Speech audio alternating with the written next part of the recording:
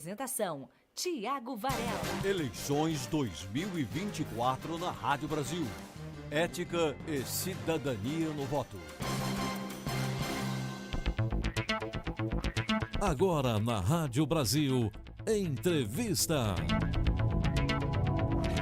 A gente segue com as entrevistas com os candidatos à Prefeitura de Campinas, hoje recebendo o Rafa Zimbaldi, candidato à Prefeitura de Campinas. Rafa Zimbaldi, que foi vereador de Campinas por 4 mandatos, 2 vezes presidiu a Câmara Municipal de Campinas, hoje em dia é deputado estadual em 2º mandato, empresário, e que vai bater esse papo aqui conosco. Candidato, muito bom dia. Bom dia, Tiago Varela, bom dia, Elias, bom dia a todos os ouvintes da Rádio Brasil.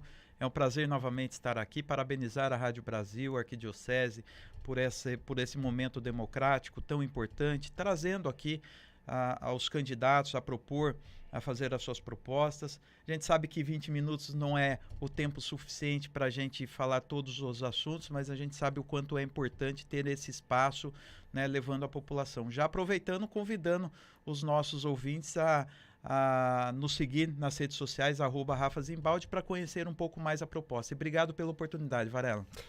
Querendo também aqui dar o meu bom dia pro Elias Aredes, que vai participar desse bate-papo. Muito bom dia para você, Elias. Bom dia, Tiago. Bom dia, candidato. Bom dia a todo mundo ligado no Brasil Agora. São 20 minutos de entrevista. Esse tempo tem que ser cronometrado. Eu vou começar a contar o tempo a partir de agora. E a primeira pergunta, candidato, a gente está fazendo uma pergunta para todos os candidatos sobre o centro da cidade de Campinas. Uma preocupação grande dos moradores, querem ver um centro pujante novamente, com comércio forte, com atividades culturais, enfim, com mais vida no centro e também com menos moradores em situação de rua, né, pessoas em vulnerabilidade social. Quais são os seus planos, qual que é o seu projeto para o centro da cidade de Campinas? Bom, muito triste o que aconteceu ontem, né, Varela e Elias? Ontem nós tivemos aí o fechamento da Lojas Americana, que isso me traz muito a minha infância, me remete muito à infância. Eu nasci lá no Parque Universitário, na região do Ouro Verde. Eu lembro que minha mãe falava assim: Rafa, vai colocar uma roupa que nós vamos para a cidade, né? Na época a gente chamava de cidade. E era um momento mais gostoso, porque a gente ia lá fazer compras, ia passear, ia, né, pagar as contas. E sempre no final passava lá na Lojas Americana para comer um cachorro quente, para comer um hambúrguer, um misto quente. E agora a gente vê a Lojas Americana fechando, nós vimos a Orly fechando, a Skinny Magazine fechando. Ontem também fechou a Pernambucanas. Então, assim, é muito triste o que nós estamos vendo. E o número de pessoas em situação de rua também é muito triste. E a gente sabe que a gente precisa fazer uma revitalização no centro. Quando a gente fala em revitalização, não é a Francisco Glicério e Campos Sales, Varela. Nós precisamos pensar no centro como um todo. Então, a nossa proposta é criar o Centro Vivo. O que é o Centro Vivo? A gente tá discutindo aí a isenção ou grande parte do desconto de IPTU e também de ISS para atrair novas empresas, os comerciantes se instalarem, voltarem para a região central.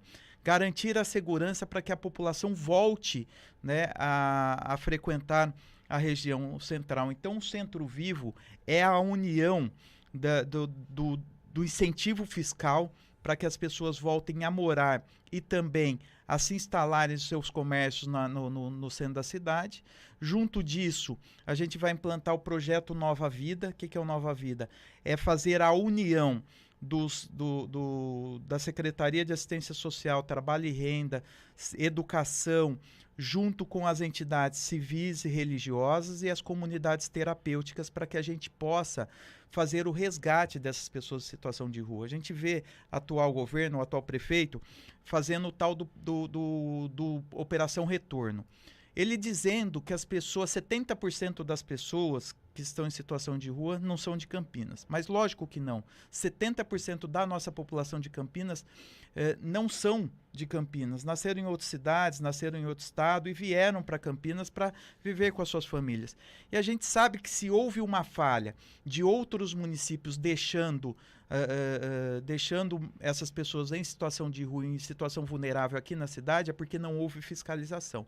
Então, nós precisamos resgatar essas pessoas, dar de volta a dignidade humana a essas pessoas, ressocializar, dar trabalho e renda, fazer com que essas pessoas voltem às suas famílias. E, logicamente, também na região central, para que a gente não tenha o tráfico de drogas e a criminalidade, é fazer um enfrentamento da segurança pública, né? E aí vem o nosso projeto voltado para a segurança pública, que é o aumento do efetivo da Guarda Municipal de 800 para 2.500 guardas municipais, e dinheiro a gente tem para isso, até porque a nossa folha está comprometida em 35%, podendo chegar a 51%.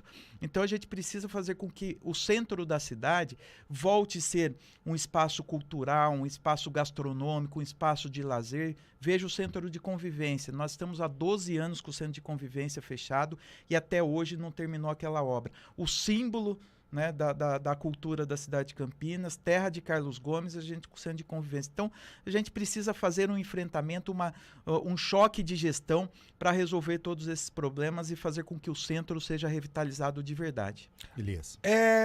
Deputado, vamos falar de saúde. Na página 21 do programa de governo do senhor, que está registrado lá na Justiça Eleitoral, o senhor diz que pretende trocar as organizações sociais de saúde por convênios com a PUC Campinas e a Unicamp. As perguntas são básicas. Como isso iria funcionar? Como é que seria esse convênio?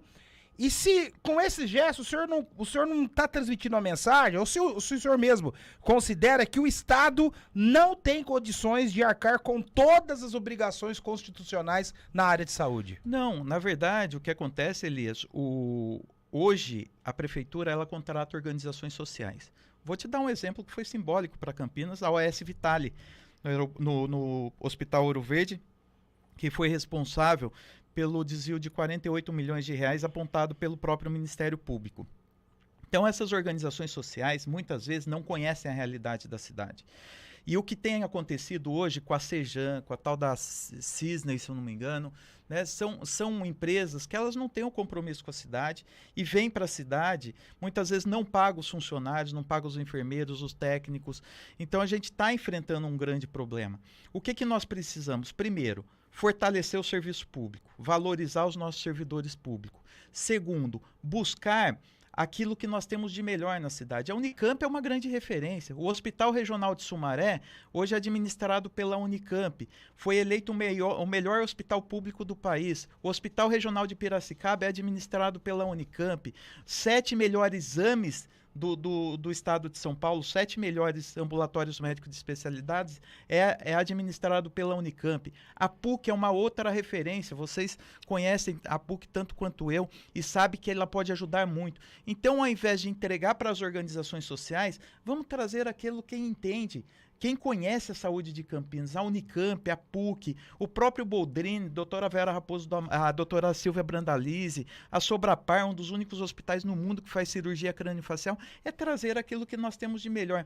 Então, Campinas, hoje, a prefeitura vive paralelo à referência que nós somos. Quando a gente fala que Campinas é uma referência hospitalar da Unicamp, da PUC, do Boldrini, da Sobrapar, da maternidade de Campinas, paralelo a isso, nós temos hoje posto de saúde sucateado e também nós temos os prontos-socorros e hospitais também sem estrutura nenhuma. Então, tudo isso, a gente vai fazer esse convênio, trazer aquilo que nós temos de melhor. Nós temos conversado muito, tanto com o Hospital da PUC, quanto eu sou o deputado que mais ajudei, mais trouxe dinheiro para o Hospital da PUC e para a Unicamp.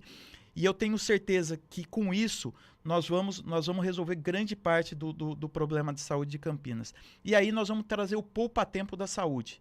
O que é o poupa-tempo da saúde? Eu tive a oportunidade de conhecer na cidade de Santo André. Não querendo interromper o senhor, já pegando no embalo dessa questão do poupa-tempo da saúde. Quanto isso custaria? Qual seria o custo, o gasto?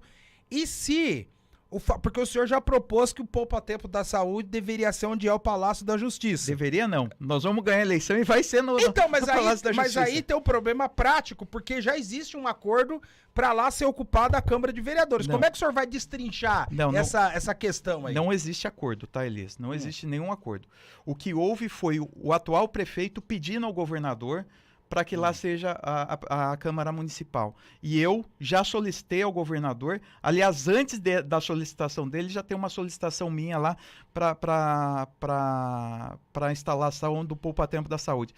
Interessante que, assim, eu prefiro muito melhor do que dar mordomia aos vereadores, nós termos uma estrutura de saúde que nós vamos atender pelo menos de 20 a 30 mil pessoas por mês. Lá nós vamos conseguir zerar as filas de consultas, exames e cirurgias na cidade em 1 ano.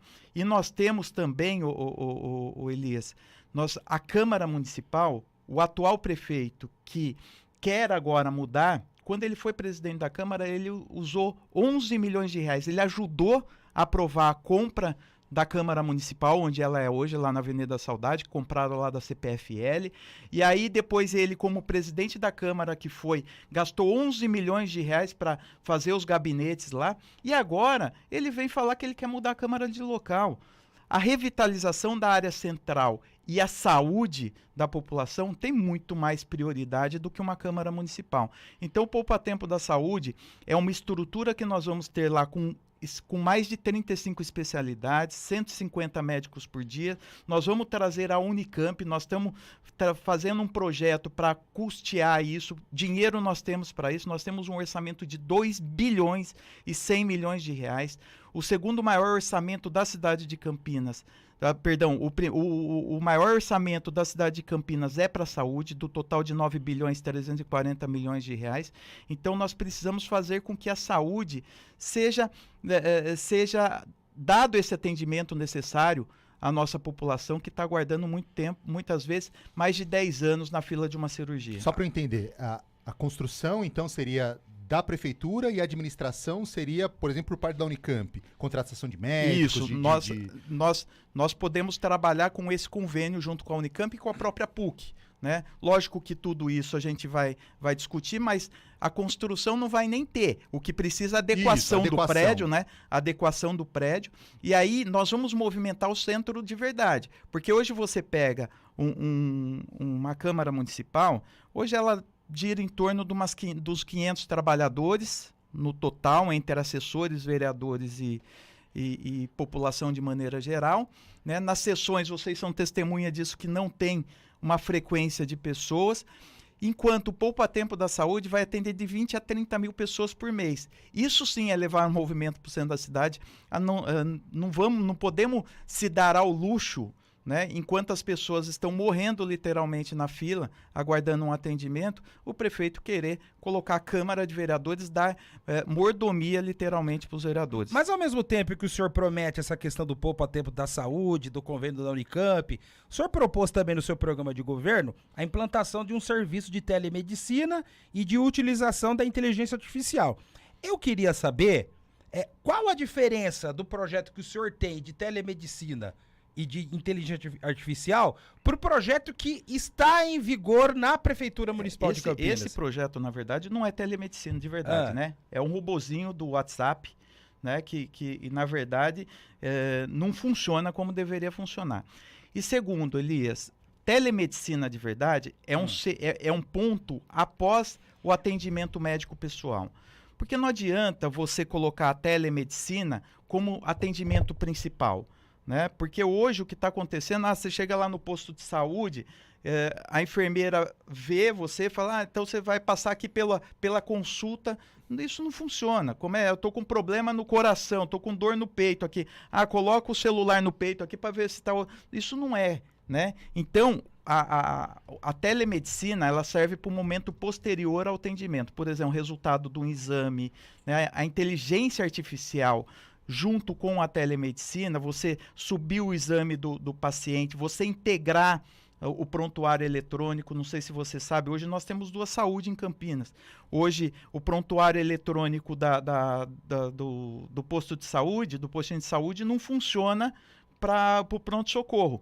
Então, se você acaba de ser atendido no posto de saúde e precisa de um atendimento no pronto-socorro, não tem comunicação, você tem que fazer todos os exames de novo, todo aquele acompanhamento que você tem na saúde básica não vai para o pronto-socorro. Então, é fazer essa integração, usar a inteligência artificial e a telemedicina para você fazer o atendimento posterior. Eu queria falar de educação, candidato. O senhor promete no programa de governo uma atenção especial à educação infantil. Contratação de profissionais, fiscalização das creches terceirizadas, ampliação da rede. E também promete a implantação progressiva da escola em tempo integral. Bem, o orçamento deste ano, de 2024, é de 1 bilhão e 900 milhões de reais para a educação. 1 bilhão e 918, Isso. quase 2 bilhões de reais. Então, eu não coloquei integral assim, tá para ganhar tempo. A pergunta é a seguinte: como o senhor vai cumprir todas as promessas e ainda fazer tudo aquilo que a prefeitura já fez sem aumento de receita? Não é um pouco, desculpe, não é agressivo, é uma curiosidade.